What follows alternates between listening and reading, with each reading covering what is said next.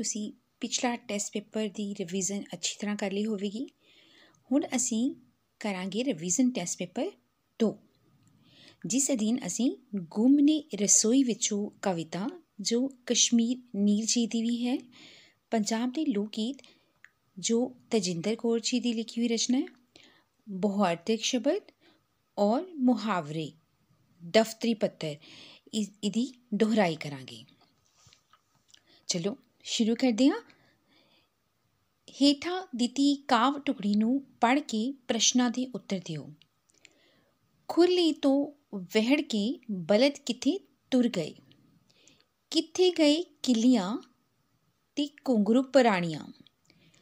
हुण तां समझ असी सकदे हां, ताइयों इंग्लिश दसो सानू साडियां कहानियां।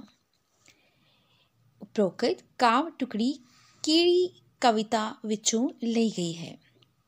ऑप्शन हैं मान पंजाब दा, गुमनी रसोई विचों, गुरु उपदेश, रुखां बाजू धरती। सही उत्तर है गुमनी रसोई विचों। खुरली तो की भाव है?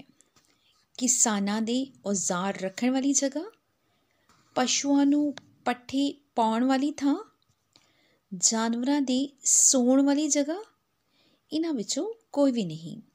सही उत्तर है पशुआं नूं पट्ठे पाउण वाली थां। वेहड़के ते बलद किसान दे किहड़े काम आउंदे हन? वाही खेती लई, दुधारू पशु हन, घरां विच पालतू रखण दे काम, सुरੱਖਿਆ ਵਧਾਉਣ ਲਈ। सही उत्तर है वाही खेती लई।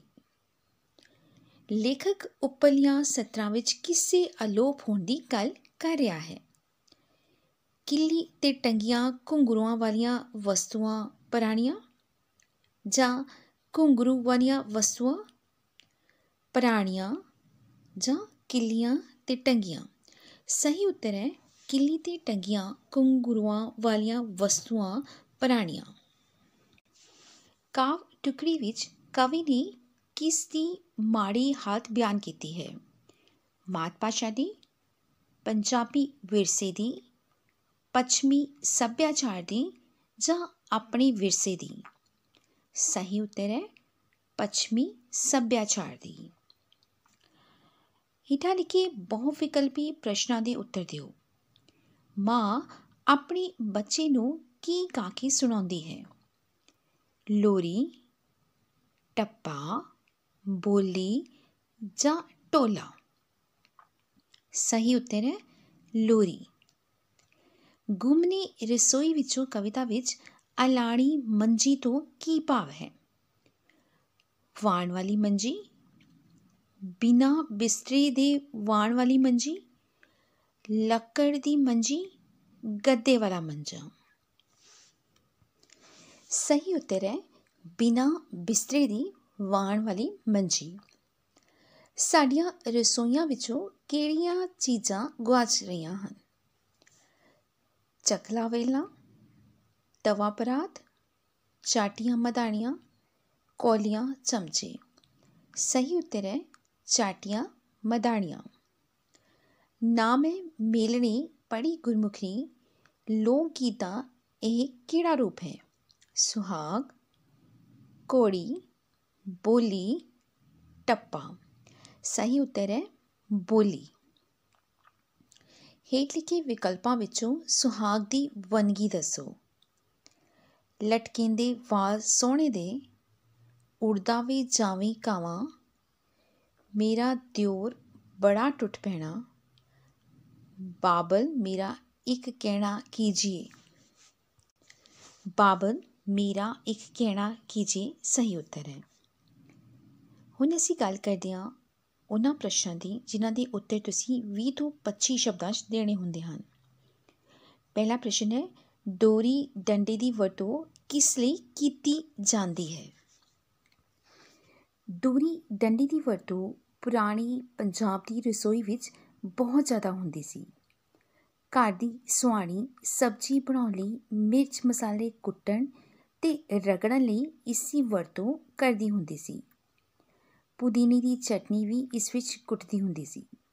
ਪਰ ਅੱਜ ਦੀ ਸੁਆਣੀ ਇਹ ਸਾਰਾ ਕੰਮ ਮਸ਼ੀਨਾਂ ਨਾਲ ਕਰਦੀ ਹੈ। ਇਸ ਦੋਹਰੀ ਡੰਡੇ ਦੀ ਜਗ੍ਹਾ ਮਿਕਸਰ, ਗ੍ਰਾਈਂਡਰ ਵਰਗੀਆਂ ਮਸ਼ੀਨਾਂ ਨੇ ਲੈ ਲਈ ਹੈ।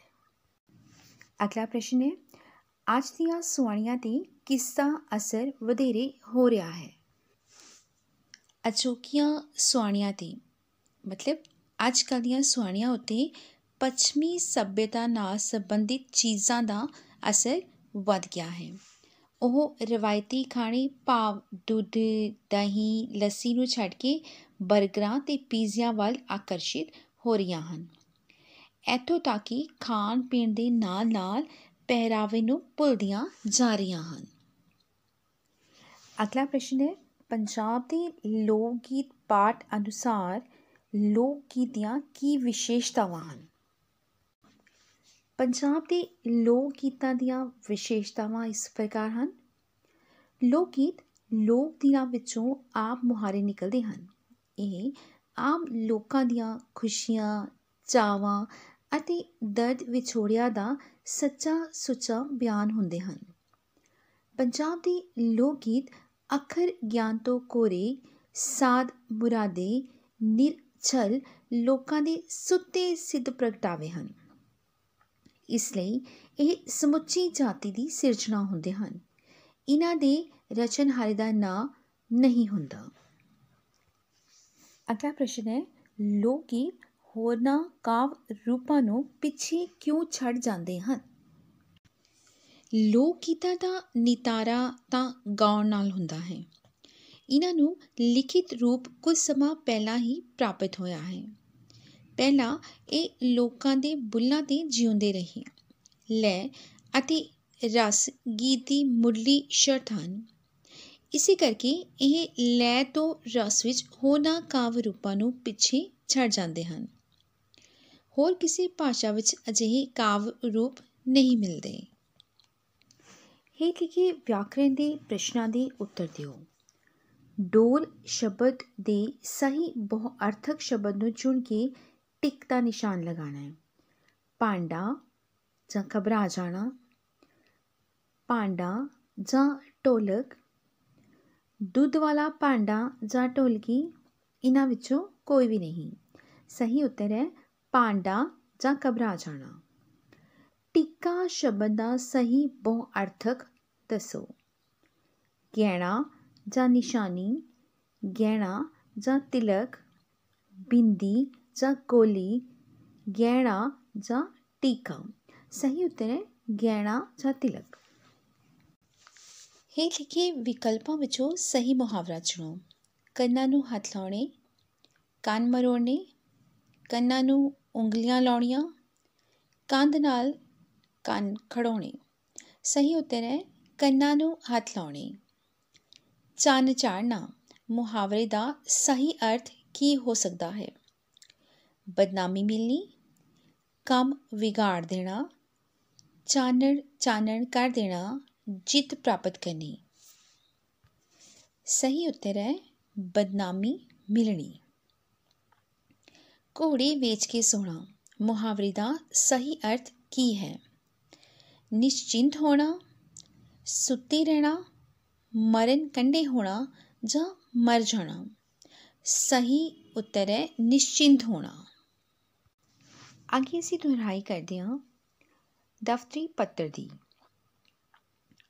ਅਗਵਾ ਕੀਤੇ ਜਾ ਰਹੇ ਬੱਚਿਆਂ ਦੀਆਂ ਵਾਰਦਾਤਾਂ ਨੂੰ ਠੱਲ ਪਾਉਣ ਸੰਬੰਧੀ ਪੁਲਿਸ ਕਮਿਸ਼ਨਰ ਨੂੰ ਬਿਨੈ ਪੱਤਰ ਲਿਖੋ।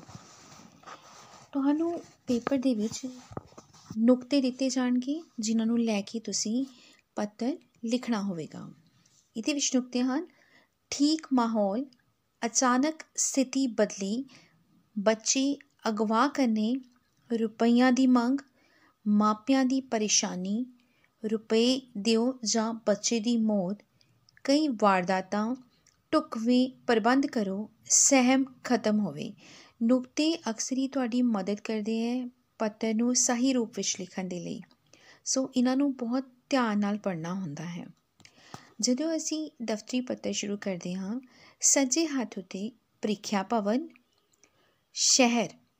ਸ਼ਹਿਰ ਜੇਕਰ ਤੁਹਾਨੂੰ ਦਿੱਤਾ ਗਿਆ ਹੈ ਤਾਂ ਤੁਸੀਂ ਉਹ ਲਿਖਣਾ ਹੈ, ਨਹੀਂ ਤਾਂ शहर वाली जगह ते ऊड़ा ऐड़ा ईड़ी लिखना है। उस तो बाद मिति, ध्यान रखना है प्रीख्या भवन तो बाद कौमा आएगा, शहर तो बाद डंडी आएगी, उस तो बाद मिति लिखी जाएगी।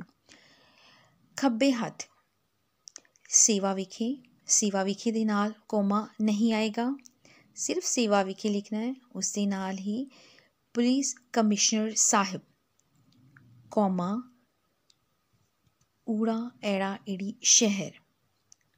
जेकर शहर का नाम दिता गया है तो तुसी उसकी वरतों करनी है। उस तो बाद विशा, इस पत्र नूं लिखण लग्या विशा जरूर लिखिया जाएगा। ध्यान रखना है इसनूं बिल्कुल भी छड्डना नहीं हुंदा। शहर विचों अगवा कीते जा रहे बच्चियां बारे, जिस चीज़ बारे तुसी पत्र लिख रहे हो तुसी उसनूं विशे च लिखना हुंदा है। विशा लिख के उस नाल डंडी जरूर लगानी है। खब्बे पासे ही श्रीमान जी, कौमा बेनती है कि मैं पिछले 17 सालों तो अपने शहर दे मॉडल टाउन खेतर च रह रहा हाँ। यह खेतर निरंतर वध फुल रहा है, पर इत्थे एक वड्डी बिपता आ रही है। इत्थों जो बच्चे सवेरे सवेरे पब्लिक स्कूलों च पढ़न लई जाते हैं, उन्हां विचों कुछ बच्चे घर वापस नहीं परतते। उन्हां नूं अगवा करन दीआं वारदातां शुरू होईआं हन, जो दिन प्रति दिन वधियां जा रहीआं हन। बच्चे चुक्कण वाले ਲੱਖਾਂ रुपए की वसूली का संदेश मापिਆਂ ਨੂੰ भेज ਦਿੰਦੇ ਹਨ। इन्हां ਨੂੰ जद पैसा नहीं मिलता ਤਾਂ ਇਹ ਬੱਚਿਆਂ ਨੂੰ ਮਾਰ ਕੇ ਖੇਤਾਂ 'ਚ ਟੋਇਆਂ ਵਿੱਚ ਸੁੱਟ ਜਾਂਦੇ ਹਨ। ਲੋਕਾਂ ਵਿੱਚ ਡਰ ਦਾ ਮਾਹੌਲ ਹੈ। ਅਜਿਹੀਆਂ ਲਗਭਗ 5 ਵਾਰਦਾਤਾਂ ਤਾਂ ਪਿਛਲੇ 2 ਮਹੀਨਿਆਂ ਵਿੱਚ ਹੋਈਆਂ ਹਨ। ਪੁਲਿਸ ਦੀ ਵੀ ਇਹਨਾਂ ਅੱਗੇ ਕੁਝ ਨਹੀਂ ਚੱਲ ਰਹੀ। ਕਿਰਪਾ ਕਰਕੇ ਇਸ ਕੰਮ ਨੂੰ ਪਹਿਲ ਦੇ ਆਧਾਰ 'ਤੇ ਕੀਤਾ ਜਾਵੇ। ਇਸ ਲਈ ਪੁਲਿਸ ਦਾ ਸਪੈਸ਼ਲ ਸੈੱਲ ਤਿਆਰ ਕੀਤਾ ਜਾਵੇ, ਜੋ ਸਾਡੇ ਕੱਪੜਿਆਂ ਵਿੱਚ ਗਸ਼ਤ ਲਾਉਣੀ ਸ਼ੁਰੂ ਕਰੇ। ਅਗਵਾ ਕਰਨ ਵਾਲੇ ਗਰੋਹ ਦੀ ਸੂਚਨਾ ਦੇਣ ਵਾਲਿਆਂ ਨੂੰ ਵੱਡੇ ਇਨਾਮ ਦਿੱਤੇ ਜਾਣ। ਇਸ ਸਾਰੇ ਯਤਨ ਨਾਲ ਲੋਕਾਂ ਦਾ ਡੋਲ ਰਿਹਾ ਵਿਸ਼ਵਾਸ ਮੁੜ ਬਹਾਲ ਹੋਵੇਗਾ। सुबह लिखना है धन्यवाद सहित कौमा बिनेकार, कौमा ऊड़ा ऐड़ा ईड़ी ना।